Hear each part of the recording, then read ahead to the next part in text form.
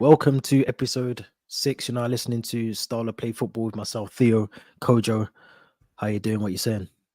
I'm all right, man. It was a nice weekend overall, family wise, and yeah, man, watching sports. Just can't complain, innit? What are you saying? Well, you're complaining, but You've already heard my complaints, but no, I'm good. I'm good. You know what? Apart from the football, take the football away for a minute. I'm happy, man. Like I can't really complain too much, but yeah, we're gonna talk about the football side of things. I'm sure I'll get into my rant at some point in a minute. But before we get into the weekend fixtures, please make sure you go and subscribe to the channel. Make sure you listen to the audio version of the podcast as well. Make sure you hit the notification bell so you don't miss any episodes as well. You can also make sure you hit free in midfield. The link to the YouTube channel is also in the description as well. So make sure you do go and click that before you leave. Now, got to start one place only. I'm not even going to talk about anyone else's results just yet. I need to talk about Chelsea. I need to get them off my chest. I need to get that off my chest. run Man. it. The therapy session. Let's go. Because there's so much going on at that club right now. I don't want to call it my club. It ain't my club right now. That club. That club over there. But let me get your thoughts first, actually. What did you think about the performance, the lineup? Where do you see Chelsea going now? Because it's looking a bit relegation form right now. It is looking a bit relegation form. But the crazy thing about Chelsea is, I don't look at them and see like a team that's in disarray in terms of how they play. I don't think Chelsea play bad football. Whether people think that is, I don't think they play bad football. I think they create a lot of chances. I think for me, Chelsea have two main factors that are causing them issues here. For me personally, and the two main factors are they can't finish their dinner and Robert Sanchez. And the reason why Sanchez is a factor, like a bad factor, or you mean a good one? Bad factor. Okay. And the reason why I think he's a bad factor, again, he's not the sole reason why Chelsea are dropping points. Obviously, if you don't score goals, you can't win games. So that's obviously on the forwards and midfielders and everyone in front of him. However, some of the goals that Chelsea have conceded this season, I'm looking at him and I'm thinking you should not be conceding these goals. And it's a problem for me because I will never say it's a single thing. Again, I'll go back to the point I talked about not scoring. And even I can go into the fact that I don't think Conor Gallagher should be starting games for Chelsea. I don't think there is still a decisiveness in terms of what the best centre-back pairing / full-back pairing is because you don't know if you're going to go 4 or 5 at the back. I think he's still trying to experiment. You've got a very young squad, which was a big risk, considering you lost Jorginho, Kante, Kovacic within a year, But I will always make this point as well. You need confidence in your players around you. And it looks like when Chelsea are creating chances, they believe in their football. They believe in Sterling leading the line. They believe in Jackson being a nuisance up top because, again, he's not finishing his dinner, but actually as an overall forward, he's not actually been bad. He's been good as an overall forward. But the goalkeeper, when you're conceding goals and you know deep down in your heart that he should not be conceding these goals, this weekend, Watkins' goal, that angle, even the attempt to save, it's almost like he jumped because he didn't know where the ball was going, ball went under him or / through his legs. It's these small factors that will stop Chelsea from gaining points. So I'm thinking if Chelsea then find their groove and score goals, okay, can I still trust you to not concede goals at the back? That's a big problem for me. But I don't think you played bad, but look, you got to finish your chances because I'm not even a stats guy. I'm not an XG person, but looking at your conversion rate compared to the chances you create, it looks terrible. It's bad. Sterling, Jackson, Chilwell, Madueke in previous games, like just people not finishing their dinner. And I think that's your biggest issue. But I will reiterate, give Pochettino time. This is not a managerial issue. This is a player's issue. But hey, man, go off, man. Go off. I to an extent, I agree. But I think this has been a problem, and I can't remember if I said it on this podcast or said it to someone else or whatever. But this is not a new issue for Chelsea. This whole like outrage from the fan base and all the rest of it. Now it's pissing me off a little bit because to me the fans are I've either been very delusional, or I did say, I said on the last episode, I said that we haven't been in a title challenge since 2016. Diego Costa was our last decent striker. We've been covering over cracks at this club for too long, like to the point where obviously when you win the Champions League, you win the Club World Cup, them things are just covering over the cracks. But this has been on the. I can't remember the last time we dominated like parts of the season. You know, where like your team goes on a mad run for 2-3 months and you just dominate dominate a season. Remember when we used to dominate under Jose? We were dominating the season. We were dominating the season. Like Stamford Bridge was a fortress. Clubs did not want to come to Stamford. Now, when you come to Stamford Bridge, you leave with 3 points before the game's kicked off. You've won the game already. So this whole thing with the fans and like saying, "Oh, you know, people saying sack Pochettino already." It's the fans that I'm more annoyed about than the actual performances. Because to be fair, like you said, the performances aren't bad. It's just we're not scoring. We don't have a goal scorer. We don't have someone that can clinically put the ball in the back of the net. But we don't have leaders either. When you look at you're looking at Sterling, not even to criticize Sterling on his own, but there's no leaders. Thiago Silva should not be in that team. I said that already. He shouldn't be in the team. He should be relying on. He's 39. He turned 39 the other day. He's 40 years old nearly. And we're still relying on him. And he was at fault for the goal. Let's be honest. The goal against Villa yesterday, he was at fault. Conor Gallagher, for me as well, was at fault. And he played really well yesterday. But for me personally, you can't. I don't know what Conor Gallagher was doing. How did we get the ball in our attacking phase? We're at the other end of the pitch. Conor Gallagher loses the ball. He does some sort of, I don't know what he's trying to do on the ball. We lose the ball. Thiago Silva in the middle of the midfield has to do better. The high line, whatever he was trying to do. I don't know what we was trying to do at that time. He can't get back. His legs aren't there. Now, Colwell, 2 things he's got to do. You either see the player out, get a corner, defend better. He goes in for the first attempt. He's kind of lucky. And then Watkins comes again. Me personally, Sanchez actually had a good game. And I know you're saying about the goal. I do agree. He's got to do better there. But I think if we didn't have Sanchez and goal, we had Kepa. I watched Kepa last night after the Chelsea game in the Madrid. Now, if we had Kepa in goal, and I'm not even taking the piss, if we had Kepa in goal, that would have been a full 5-goal defeat to Chelsea. True. That's true. So Sanchez is the better of the shit goalkeepers that we've currently had at the club recently. He's not good enough, but he's doing a little job. He done it against in the last game as well. He kept us in the game. Now, my worry about Chelsea is I don't know when these goals are coming from because Sterling can't score. Jackson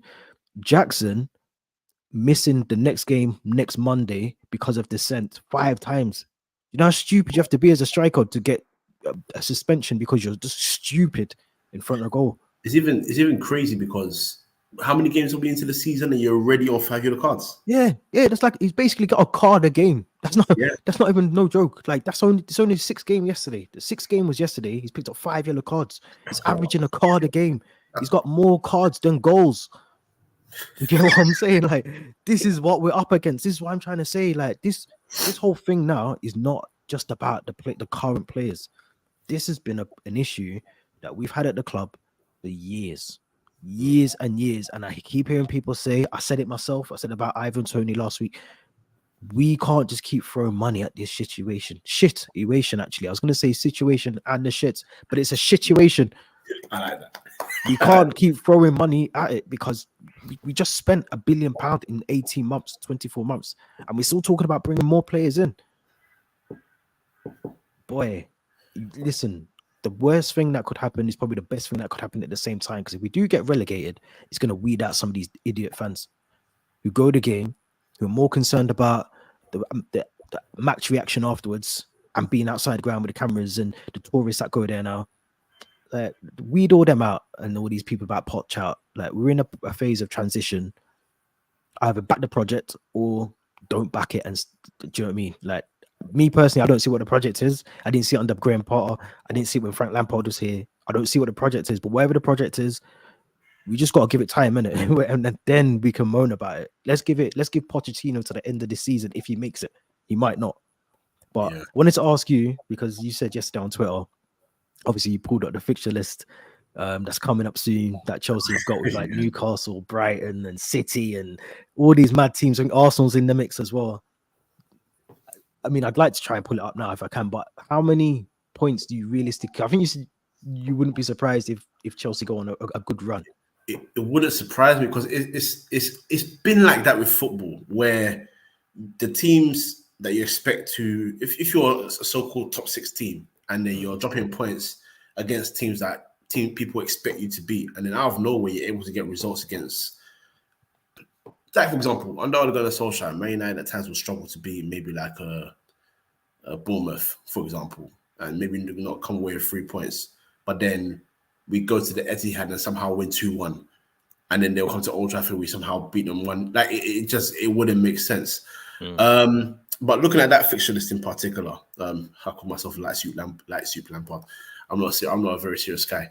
I was looking at these fixtures, and genuinely, how many of us there? 7 of them. Genuinely, I was thinking you'll probably get about 15 in those games, you know.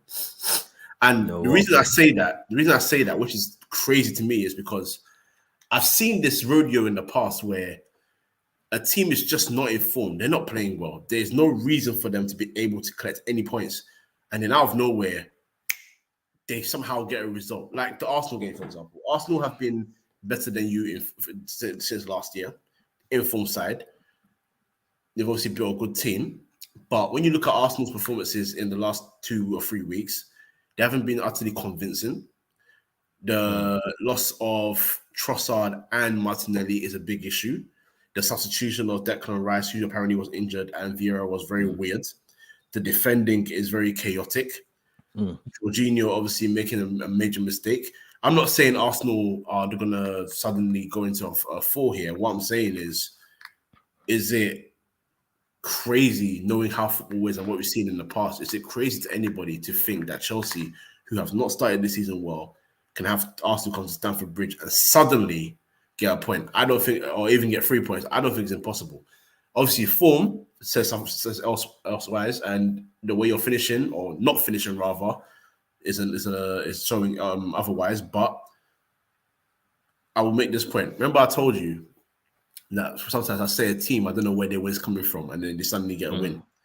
So, funny story, on FPL on Friday night, I put Ethan Pinnock in my defense because I thought there's no way Everton are scoring against Brentford. They're going to go away, clean sheet, and then maybe do something the next weekend. And they scored 3 goals. Everton scored 3 goals. Doucouré scoring half volleys. Calvert-Lewin, who was booed off the previous week by his fans, is now getting cheered by his fans. Like, it blows my mind. I hear what you're saying. It's football. It's football. So that's why I just said I didn't predict that Chelsea will win all these games. I'm just saying it wouldn't surprise me out if suddenly something go on a good run. Yeah, something just happens. But then it would also be very football for you guys to get some decent results in this run, and then you go and play a team that you should be beating, and then what happens? Go back to type again. That can't happen. So I'm just saying it's not impossible. But the main thing that I agree with you is patience. And I want to ask you this question because I think Pochettino needs a lot of time with these players because he hasn't got. It's not like Tottenham when he went to Tottenham and because he allowed to bring in 2 or 3 there at Southampton and then maybe 3 or 4 others. Then he had came from NK Dons. Chelsea have splashed billions within a year and a half max. So my question is with Todd Bowley, because you had Abramovich, and in my opinion, Abramovich was the best owner in the game because regardless of his sacking history, he's always found a way to make sure that Chelsea was successful, no matter what. Todd Bowley's a problem. Do you think so? Massive problem. And I've said I'm going to be like a parrot for the next couple of months. I know I will. But the reason I think he's a problem is because I think, and this is going back now in hindsight, but when you have something that works well, what Roman Abramovich done and everyone that was underneath Roman Abramovich, to get rid of that so quick and then bring in people that I'm not saying are clueless or they don't understand the football inside of things, the stuff that needs to happen for the results to come through. I'm not saying that's not the case, but to get rid of something that worked so well and not even have like a proper transitional period where you keep some of the staff on. Or I just read now that Bruno Soltar, who is part of Potter's backroom staff, they got rid of him like literally just like that the other day. They paid him up I'm not saying that's an issue or nothing like that. I'm just saying the club are just very knee-jerk in terms of what they're doing behind the scenes. You know, the owner going in after the dressing room after the game yesterday, you know, Pochettino, who was late for his press conference on Friday because he had a last-minute meeting with the owner and it kept him overrun. He's late for his press, like just little things like that. There's no real structure. It's like No. if I own a restaurant, I got the best chefs in England Yeah. running it. I decide to get rid of them and bring in 4 apprentices. It might work, but if it doesn't, then you know why it's not working because you've just got rid of all your top chefs and now you've got apprentices burning rice in the kitchen. So, do you know what I'm saying? Like, it's just one of them things. So, Todd Bowley's a massive, massive problem. And the thing is that the fans don't get is that he can't go anywhere for a while. There's a clause when he brought the club or he signed whatever stake he has in the club that he has to remain part of Chelsea, I think, for the next 10 years. I'm sure it is. It's either 5 or 10 years. I think it's 10.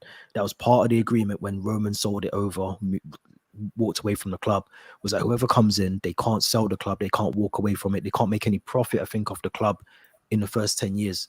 So he's here setting up things for 10 years time. The players you're seeing coming in are not for now. They're not to come and help Pochettino at this madness of a season. They're there for the next 3 or 4 years. That's why we've signed all these youngsters. These youngsters aren't for now. The problem is we don't have a squad full now. That's the problem. You get what I mean? Like Enzo might not be. I could see Enzo walking the end of the season. Do you think Enzo's going to want to go and play in the Championship if he got relegated? You know what it is about him though? It's not a criticism because he's also still very young. So you not think it would be a bit not? I don't know what question I'm trying to ask you here.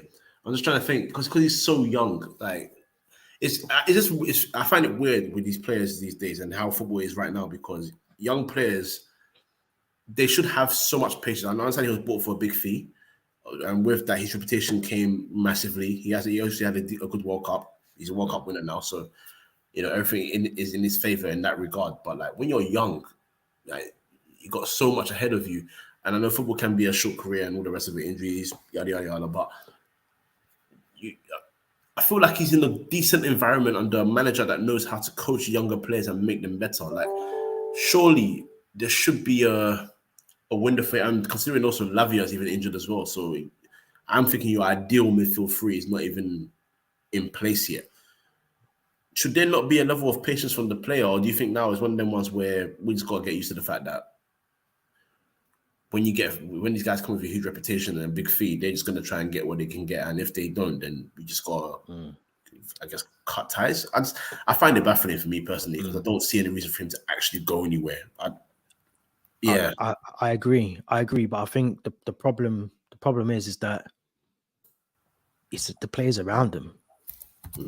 Like if you used to put Enzo in Liverpool squad, he would see such a difference. And I'm not saying because you look at Liverpool now, their midfield looks amazing. Szoboszlai, McAllister, they look good in midfield. If you used to put Enzo in there, they would be even better than they already are this season. So I think it's the people around him that worries me. I'm not saying Conor Gallagher is a bad player. He's just not the level. If we're talking about Chelsea going back to that level of trying to compete, the players we currently have now, even I'd throw Reece James into that conversation. Let's be real. That's an honest conversation right there. There's no real like when you look at the squad, who out of the Chelsea squad now, which one of these players would you say could honestly walk into another team and do you know what I mean? Enzo's probably the only one. All the other ones are they're all right players. Then there's no like real world beaters, world class players. There's none really. No. There's none. And from front to back, Enzo's probably the only one that you could say is a world class midfielder, or he can be a world class midfielder. Yeah, can be. Yeah, I mean, this is the thing. Sorry.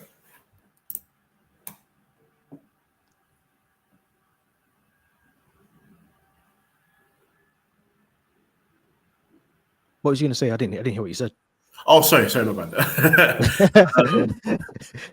The funny thing is, for anyone listening, it's not that we're saying that because you don't need every player to be world class to reach a certain level to become a challenger in whichever aspect you wanna challenge for. But the thing is, when you're a club like Chelsea, and Chelsea is the epitome of, like, even back in the day, you had players like Zola, Hasbank, Gudjonsson, before the money came rolling in, and then you signed Hernan Crespo, bona fide world-class striker, and then you signed Claude Makelele, and he called it the Makelele position. You'd have to even go any further than that.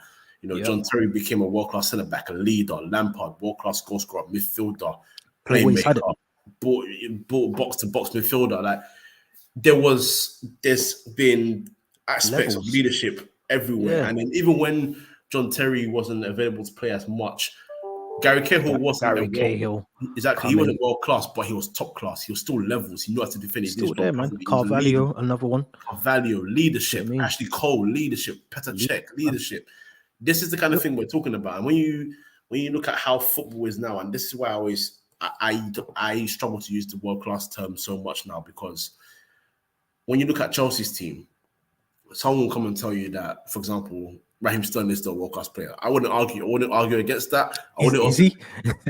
I wouldn't argue against it. I also wouldn't be mad if someone told me that you're wrong, because in recent times, we haven't seen the Sterling that we knew was that level, which is fine. Enzo Fernandez could be, absolutely. We don't know if he's going to be, but he absolutely could be. So could Moises Caicedo, so could Lavia. But this is where football fans need to realize you don't need everyone to be world class to reach that level. Not at all. You look at a spine. You need a spine, though. You need a spine that can either have world class in it or can get you through a season or get you through a bad patch. We haven't even got the spine. The spine is not there.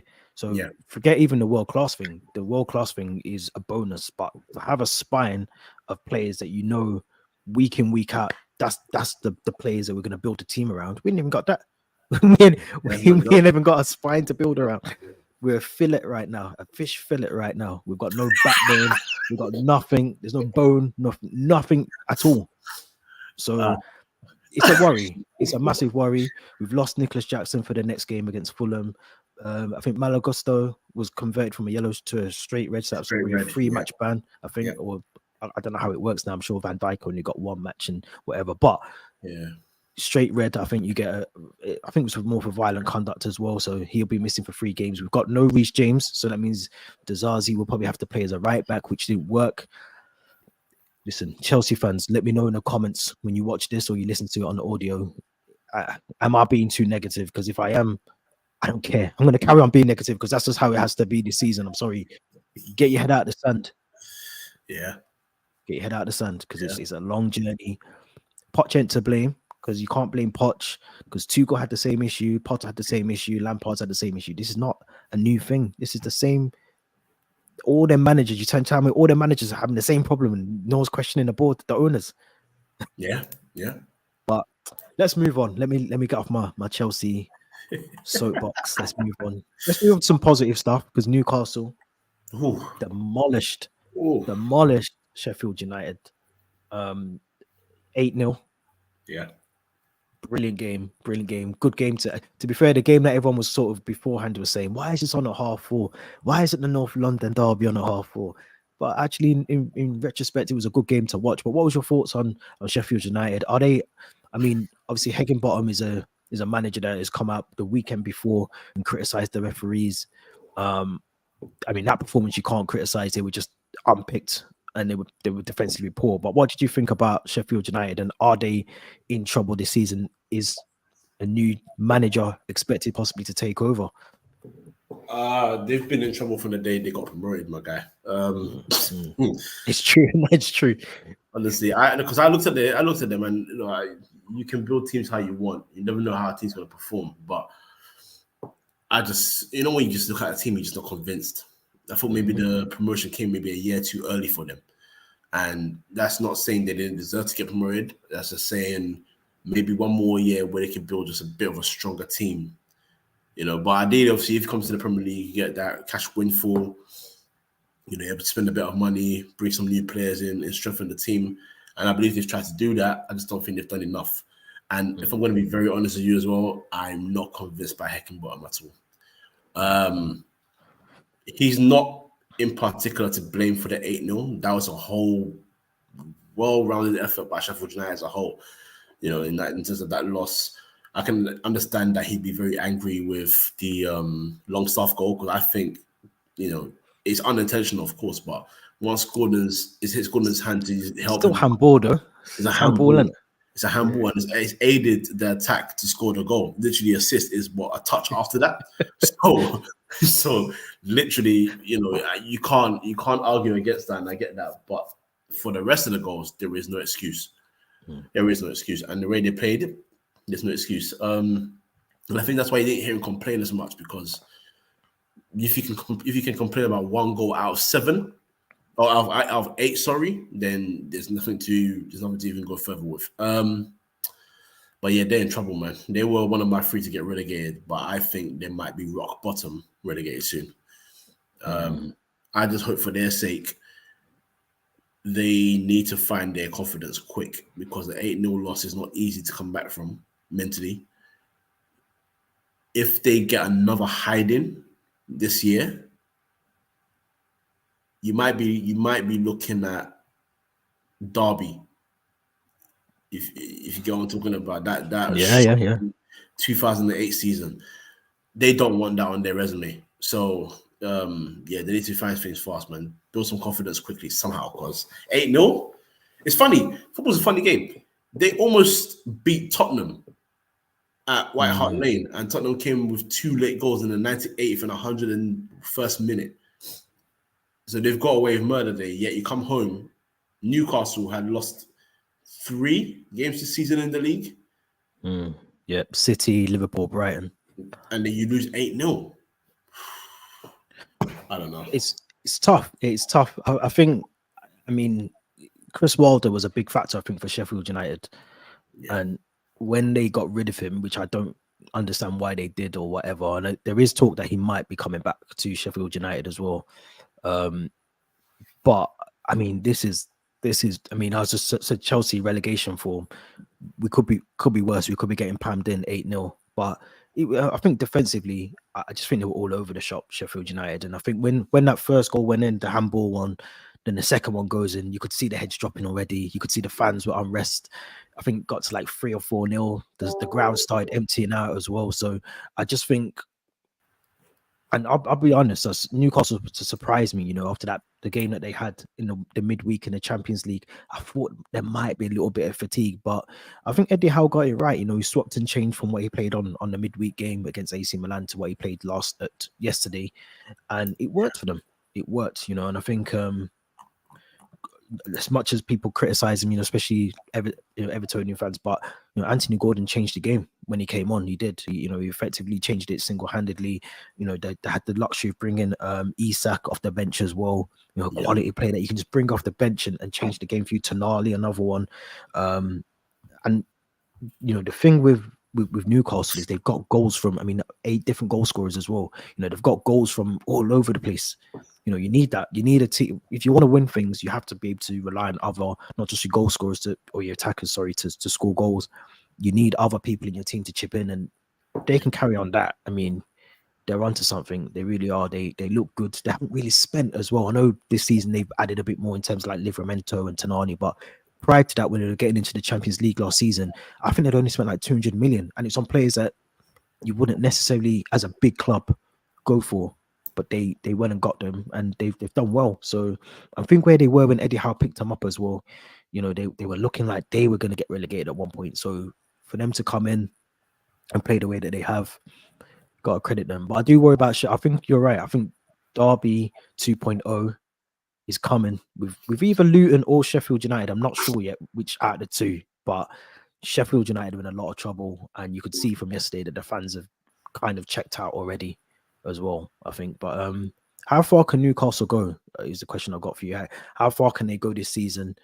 Is it a case of them at some point they're going to have to concentrate on some sort of silverware domestically, trying to get into the top 4, maybe get a bit further into the Champions League, or can they try and juggle all 3 and win more than what they probably expect to? It's actually not impossible to juggle all 3.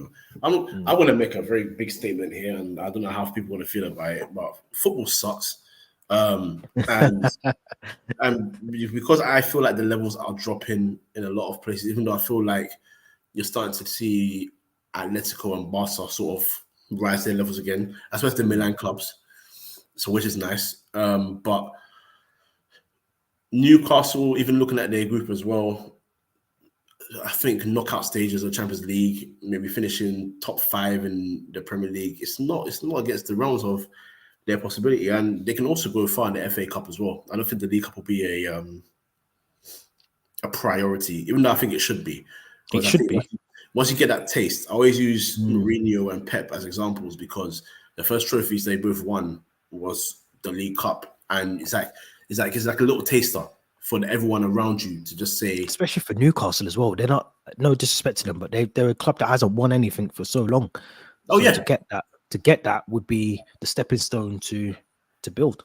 no, you're right, and that's what you actually need. Sometimes you just need that little test. You need that taster because, of course, it can go one of two ways. You never know. Winning that doesn't mean you're going to win more things.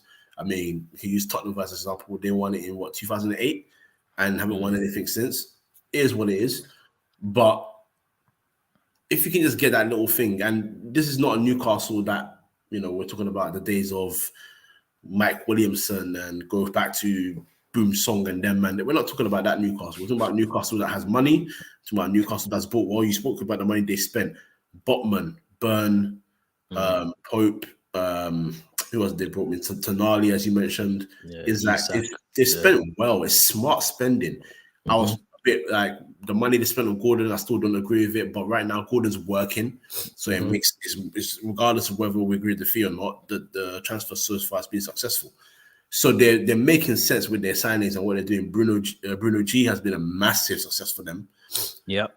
So they're actually doing well. So why not use that as a taster where these players can now say, "Wow, I've got this taste of a trophy. I want more." And then these kind of players, not only does it galvanize them, but when you bring more quality, inevitably, which they will do around them, you could build a monster.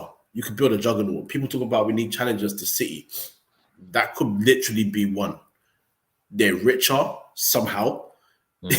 They've got the money to spend. They've got heritage on their side. People always underplay history. When you talk about history, people always talk about being nostalgia, merchants and all that rubbish. No. When you've got a history, it's like when Liverpool at their worst times, they had a history, but because they had the history, rather, regardless of how bad if you want to call them bad, they were able to sign Torres. And then a few years later, Torres went, they signed Suarez at some point.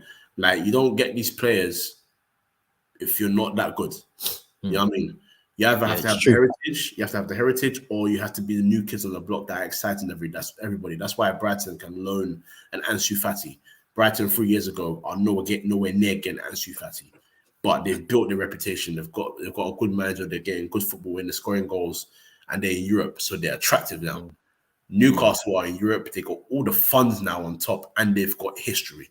They are super attractive, in my opinion. Otherwise, they wouldn't get to Tonali.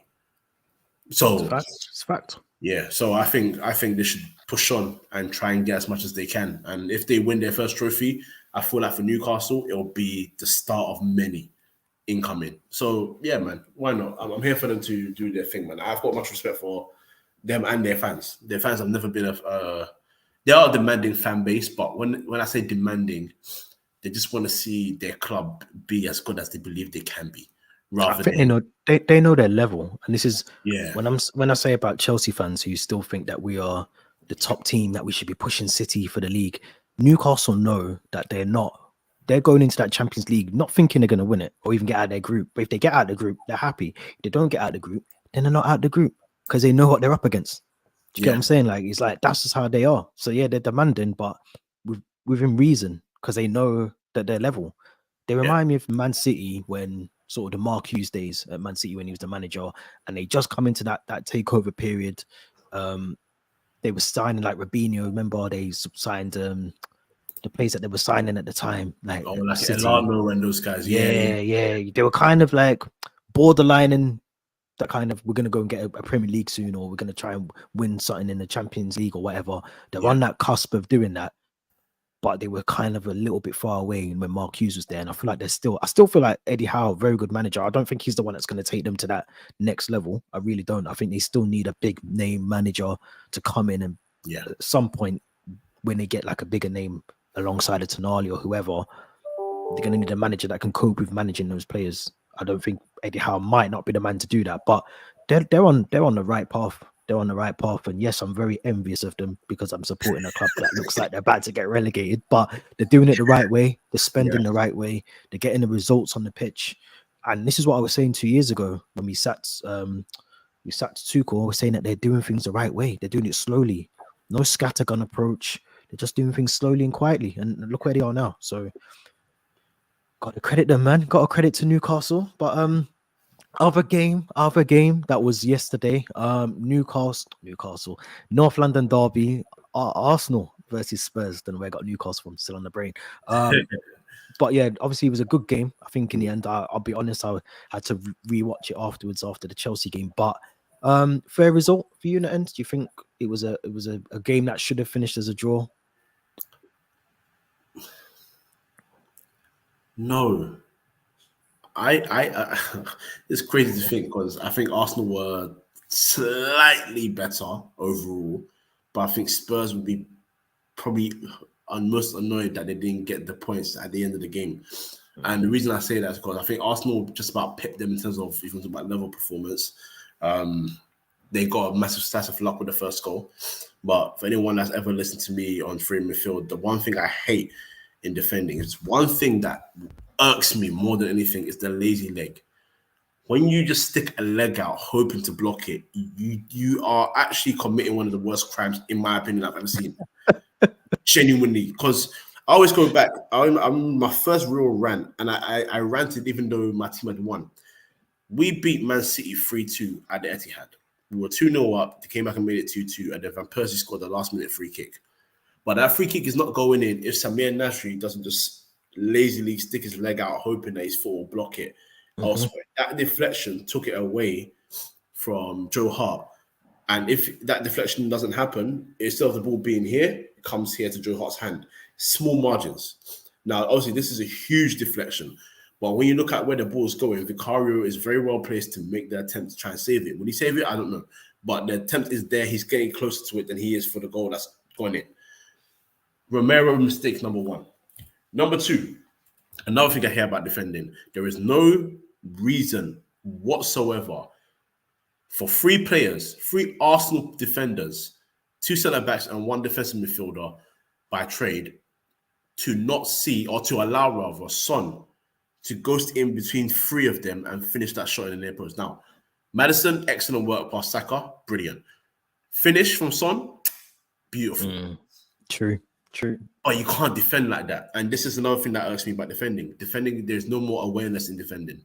Everything is always one-on-one. And because it's always one-on-one, when you get into a situation where you need to go around and look and make sure you know who's behind you and who's where, you don't know what to do. Always use the example of Wan-Bissaka. Wan-Bissaka is known for his one-on-one defending. It's hard to get past him. He's got the nickname the Spider because of his legs. That's fantastic. Ask him to mark out a corner and see what happens. Ask him to mark out a corner and see what happens. It's an absolute shit show. And it's because he's not being taught how to defend properly. It's a disgrace. Yeah. It's reading the game. Like, some defenders can't read the game until it's too late. Exactly. Then the second goal for Arsenal. To be fair, I'm not really mad at this one. Romero, desperate situation. He wants to try and get the block in. Do you think it was a penalty though? Do you think it was a handball? I mean, what's he supposed to do with his hand at that point? Do you know what I mean? Like, yeah, it's kind of away from his body a little bit, but what do you want him to do? Do you want him to put his hands behind his back? That's not a natural position. It's one of them, isn't it? Where you can see why it's given, but at the same time, it's a bit harsh. I was saying at first it wasn't a penalty, but the reason I changed my mind is because the ball's goal bound.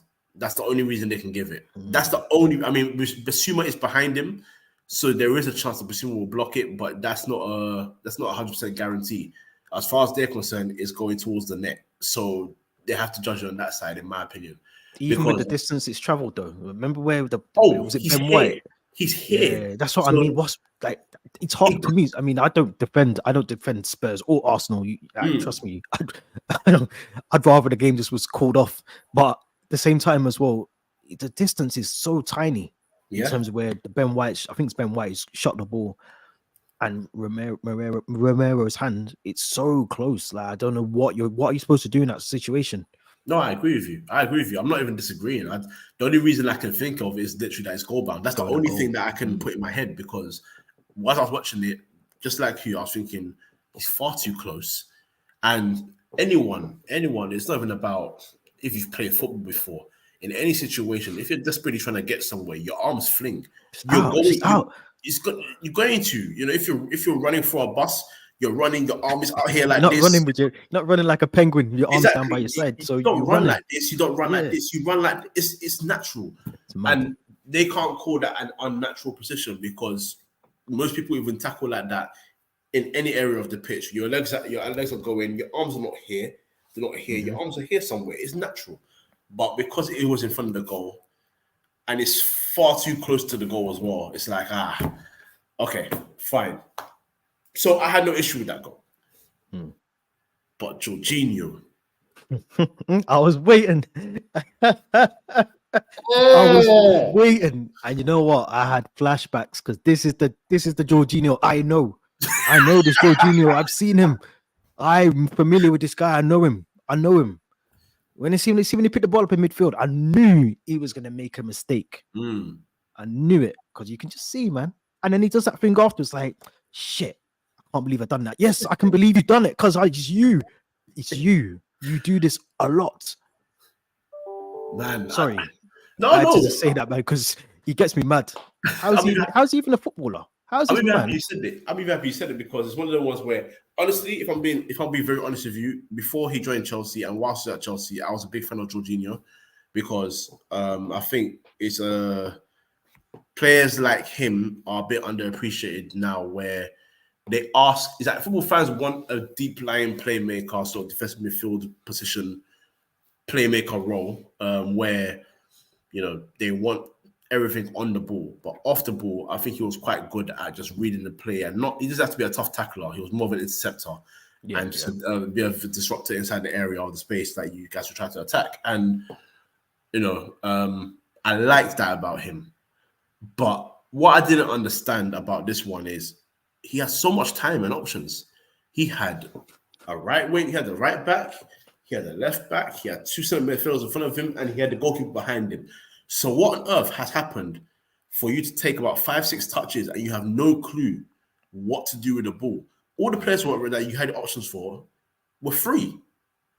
So whichever option you make is actually not bad, but you took the worst option by a mile. He does, and that, immediately within a minute of going ahead, it's 2-2 again.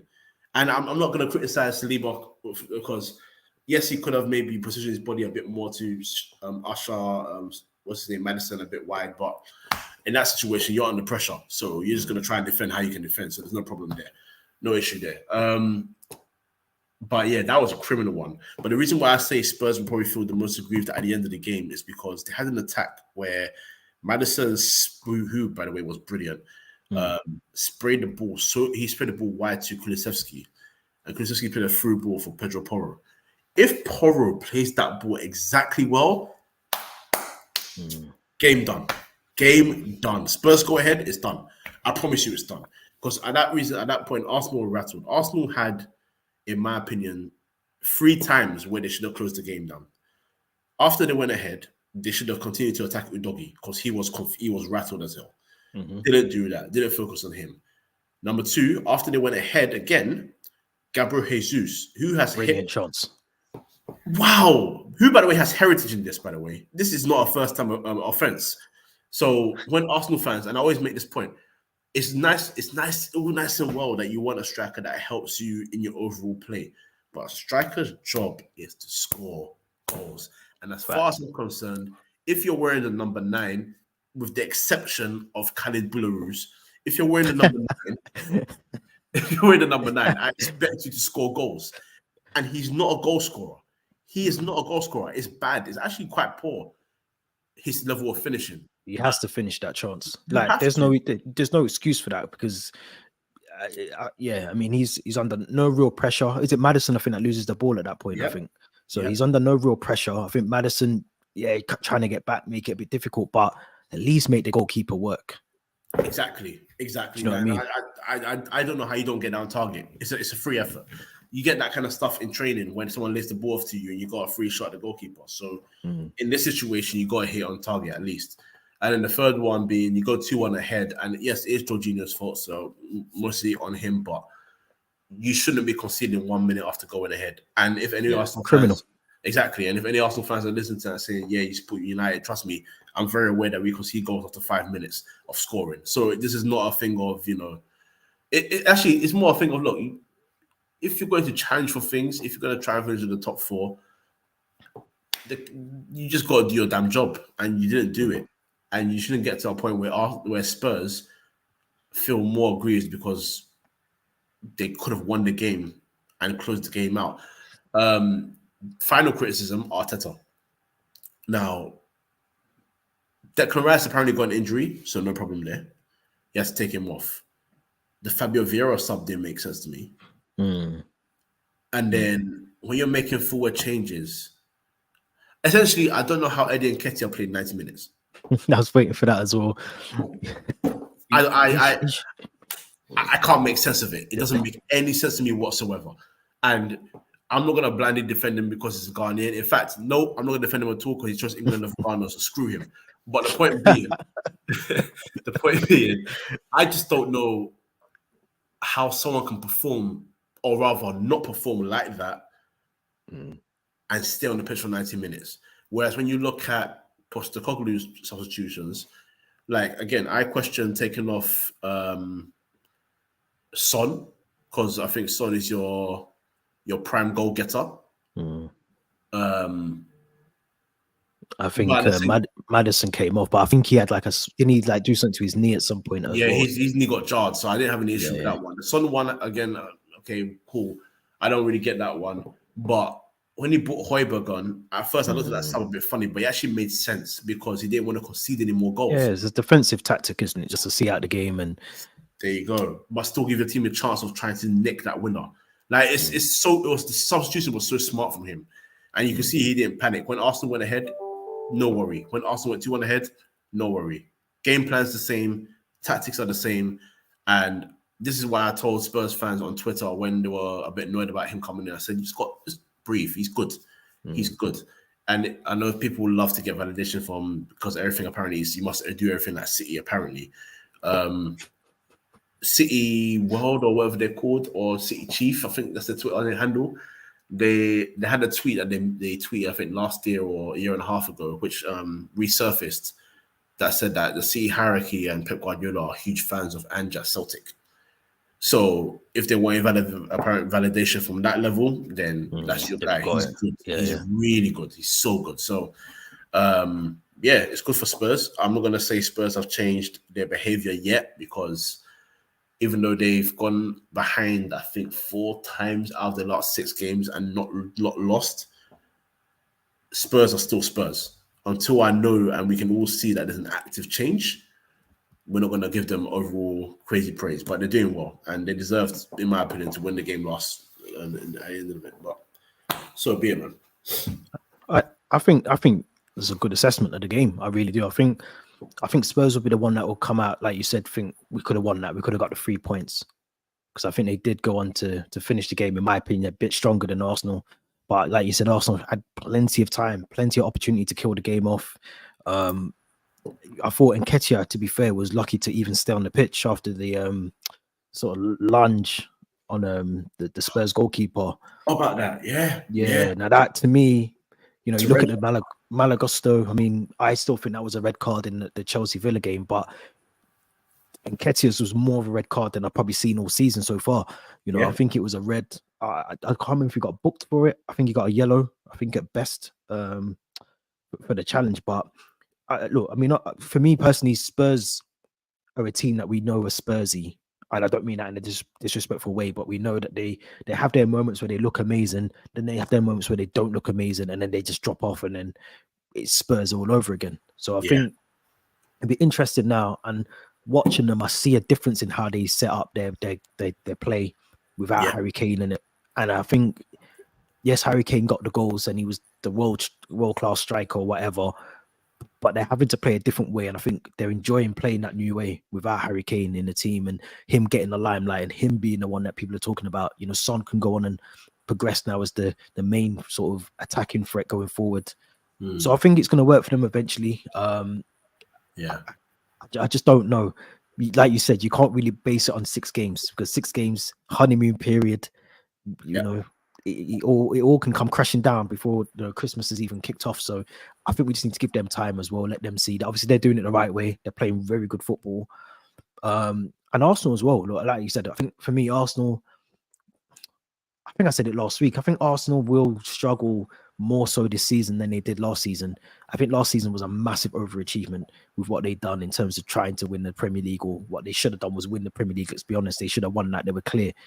But I think this season they're going to struggle with or without the injuries. They were not going to have it all easy this season. And those kind of results yesterday, if you want to win the Premier League, you have to win those games.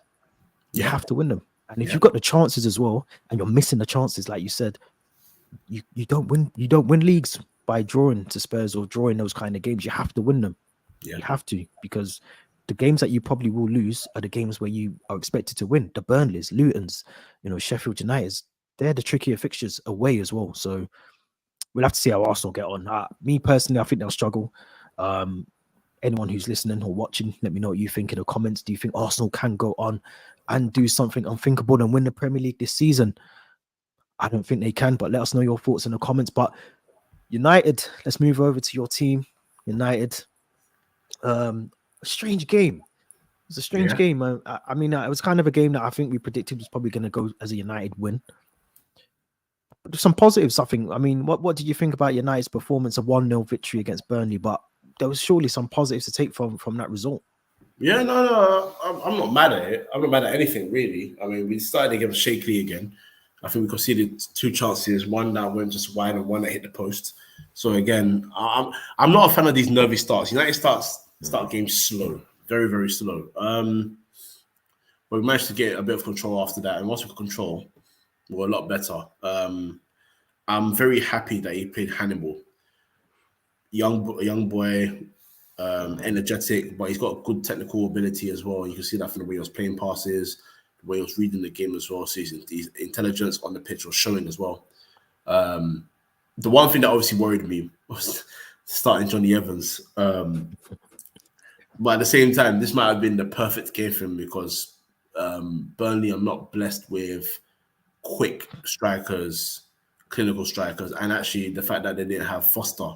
Obviously, he got his he's suspended, so that was a big thing. But he looked good, man. Johnny Evans actually looked good. It's good to have that experience sometimes where someone just leads the way from the back with their composure and just shows that there's no need to panic in situations.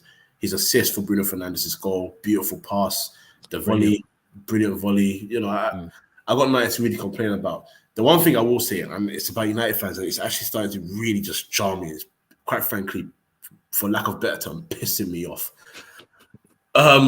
This constant barrage of abuse that they have for Marcus Rashford and Bruno Fernandes is actually ridiculous. I'll start on Bruno Fernandes. I genuinely believe that if Bruno Fernandes was a Liverpool player, he would be celebrated. And the reason I say that is because the way Liverpool play and the way that they want chances created and the way they've got their forwards always contributing and making certain types of runs and everything, for Bruno Fernandes, that's a dream come true. It's a dream come true. And the one thing he's been screaming for is a striker. And for most of Ronaldo's goals at United, he played a massive part. And the one that always comes back to mind, and the one that's a big favorite of mine, is the one at Tottenham, where Ronaldo scored essentially a similar goal to the one that Bruno scored this weekend, ball over the top and a volley. But he has the ability to find forwards. He can be frustrated. He's a bit erratic with his passes sometimes, absolutely. So I'm not saying he's the absolute finished product of an advanced playmaker in the 10 position or as a number 8 as another advanced playmaker type player. He is frustrating at times, but he's by far your biggest creative outlet, and that's why De Bruyne called him a creative machine, because he can see it. The issue isn't essentially the player most of the time; it's how United play. Marcus, you're gone. Sorry. No, I'm just agreeing. And Marcus Rashford, I understand again he's frustrating, and people always say, "Oh yeah, but he's greedy." See, the thing is, this is where I think people forget how footballers are. And it's jarring. Marcus Rashford is not what you want him to be. Appreciate him for what he is. He's a goal getter. He's a player that has the ability to beat players on the dribble, and he's fast. These are skills that you should utilize on a more consistent basis. You don't. He's not going to be. I don't know. Who's a creative winger for you these days? Because there's not many more than inside forwards. There's not many. There's not many, but that's what they want him to be. And you hear stuff like, "Oh, if it was Foden, he would square it." And then you can literally find a video of Foden being told off by Harlow because he didn't square the ball. Like it's ridiculous. It's just that narrative, though, isn't it? It's just that weird narrative that people have against certain players. Yeah, exactly. It doesn't matter what they do. He could go and score a hat-trick next weekend and you'd still find something to criticize him for. It's like, I always make this point when I argue with United fans. Under Ole Gunnar Solskjaer, the guy essentially played with half a body because his back was injured and his right leg was off, but he was still playing goals and getting goals for you on a consistent basis. Under Mourinho turned him into a goal machine. Essentially said, "Look, I can get goals out of you. You're going to come and score goals for me." Under Ten Hag's first season, he hit 30, his best return, I think, in his career so far, because he was the main goal getter. He was the game winner against Man City. He's game winner against most teams. Just because he hasn't started the season well this year doesn't suddenly mean that you will do well without him. Saying stuff like, and shout out culture cams, I love cams, but saying stuff like Man United are not going to win anything with Bruno Fernandes and Marcus Rashford as two of their main players, that is absurd to me. Considering we just won something last season. Crazy. I don't believe that. You got to appreciate players for what they are. This is what I miss about football back in the day that we don't have now. Because I wouldn't expect Ryan Giggs to hit 30 goals a season because he's coming in from the left side. He's a winger that's direct and whips balls in. So what do United do? We play with two forwards to accommodate that. That's what you do. When you had Rooney, Ronaldo, Tevez, you found an interchanging front three that, sometimes Tevez would be in the middle and Rooney would be at the left, or sometimes they swap. Ronaldo had right side locked down. Rooney didn't have to sacrifice his game. Rooney had the creative ability to find Ronaldo and get Ronaldo to be the game goal getter because Ronaldo became the main goal scorer. On top of his dribbling ability and everything, he was the guy to get you goals. This is not a bad thing. Marcus Rashford is a goal getter. He's an inside forward that knows how to smash goals. I will say this again. If he played for Liverpool, he would live life beautifully. Oh, come on. You'd be listen. Szoboszlai, Alexis McAllister, Gakpo, Salah. Are you crazy? He'd be the guy, man. You're mad. Oh, he's living. The fact is, Man United fans can't get used to the fact that Man United are not playing football that helps their footballers. And they're not developing footballers properly, because if I tell you that Scott McTominay was a goal-scoring midfielder coming throughout the ranks, Man United fans will tell you you're mad. But it's factual. The stats are there. And then he joined the Man United first team and he became suddenly a defensive midfielder / centre-back. It's baffling. Marcus Rashford was a number 10, started as a number 9 in his debut. That's not really a big change. That's okay. But always fast, he can dribble, left winger. Are you kidding me?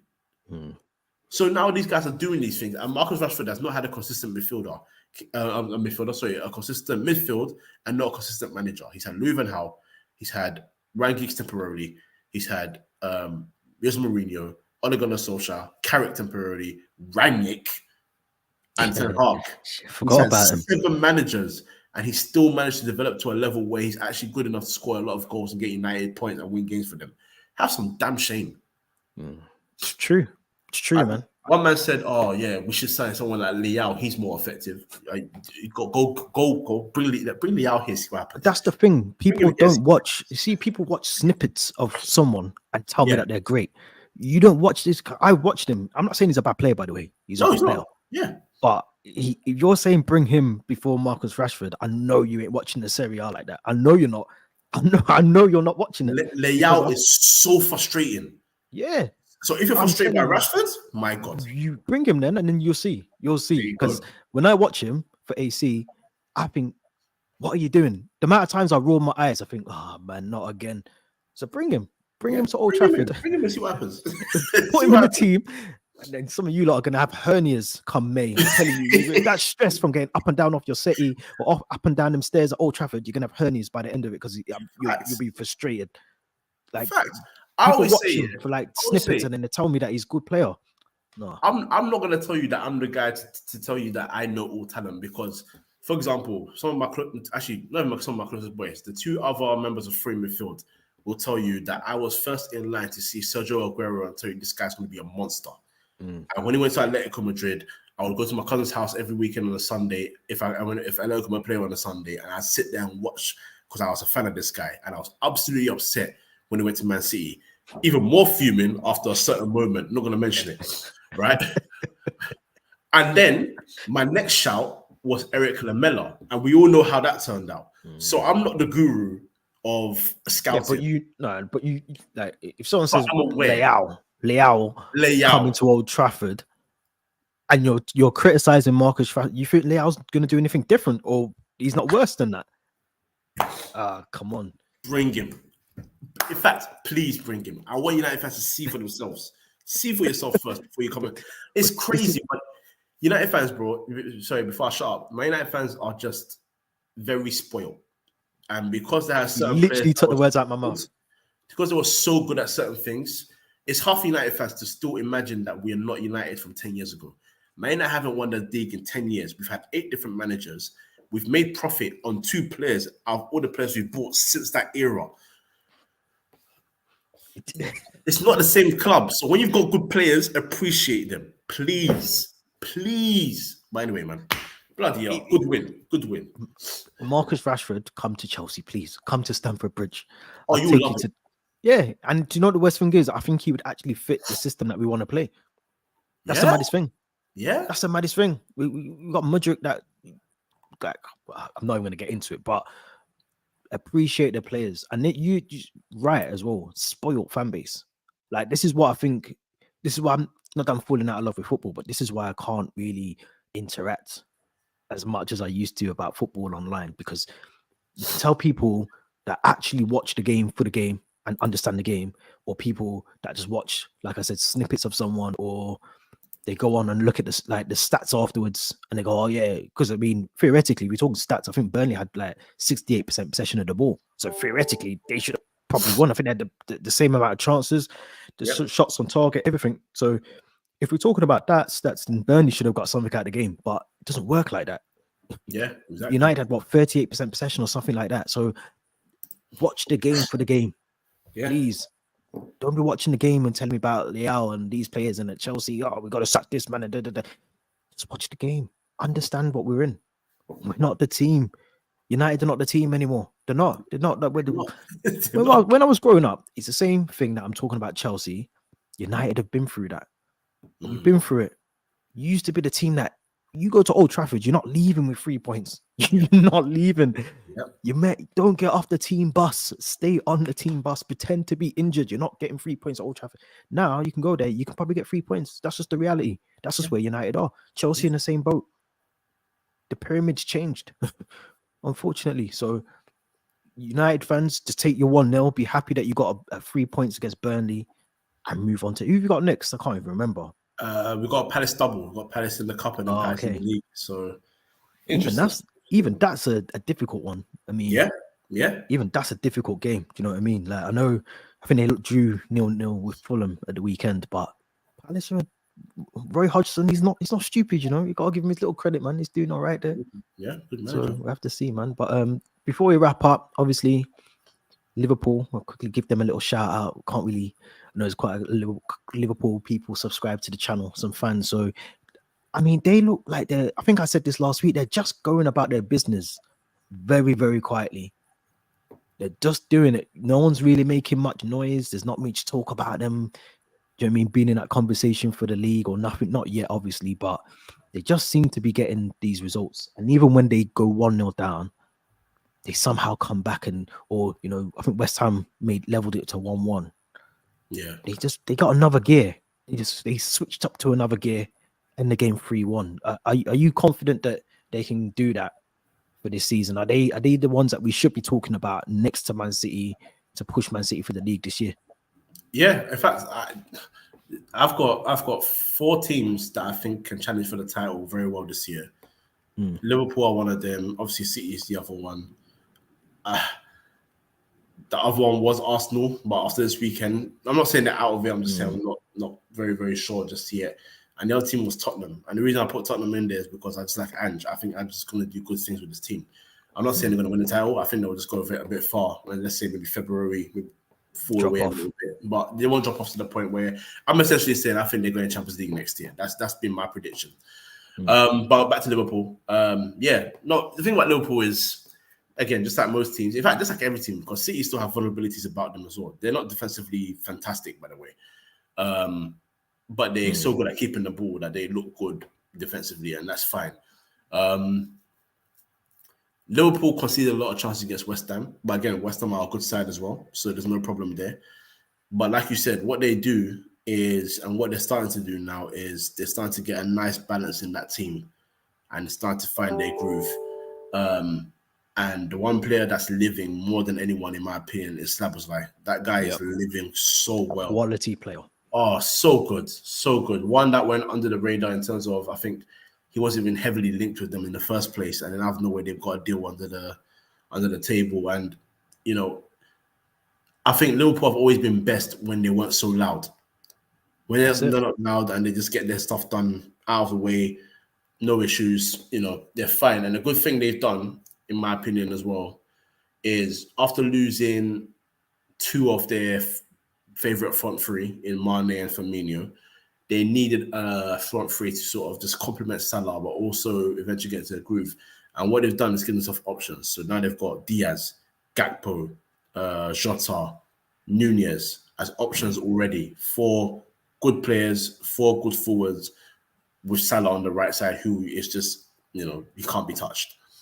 And the thing for them is now, knowing that they received a bid of 200 million and rejected it, they know that they can sell Salah when the time is right for a lot of money. And I do trust Liverpool to buy well again. And you can see it in the way they're playing. You can see the way that they're getting confident. They didn't even miss Trent. The Gomez played very well. So, yeah, I think the only thing is, again, it's defending. But again, I always say it's for every team. They just need to be a bit more defensively alert. Because I think even though Bowen's header, I loved his header. I think Bowen's so Very good. good goal. I just think Van Dijk should just get there a bit earlier. Just a bit earlier. Yeah, other than that, that's a small criticism. That's a small criticism. Other than that, they were fine. So, yeah, I think they'll be okay. One thing. They're not going to get very far in this defensive midfield game with that Indo guy in there. Or Endo, sorry. Yeah, I think, yeah. I agree. And when you speak to Liverpool fans, they say the same. They say that it's obviously not working. Yeah. They're smart, though. They're smart. I'll tell you why Liverpool are going to be smart. If they do sell Salah for the 200 million or whatever they're going to come back in for him, Ben Doak, who's just signed a new deal for them, he is going to be tearing up that Premier League. If he carries on the way he's performing, when I've watched him, he's just signed, I think, a 5 or 6 year deal recently last week.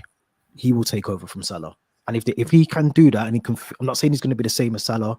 He's not going to be the same level, but he's someone that can fill in and do that job whilst they go and look for someone. They don't have to rush out and get a Salah replacement.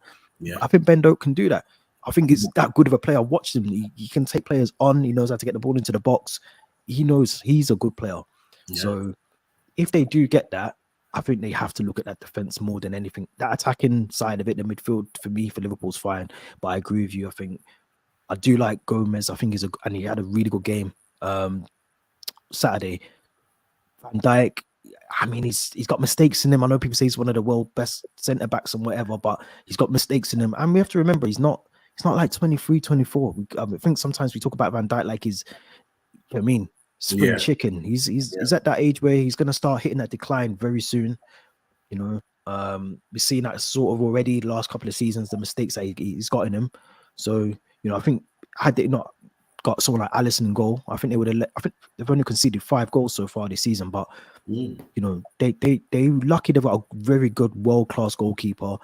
The midfield looks very solid now, and their attacking options are brilliant. Like Nunez, he can miss one easy chance, but then put one chance away, and that's the difference when you're like you said about Arsenal not finishing their goals, Chelsea no goal scorers.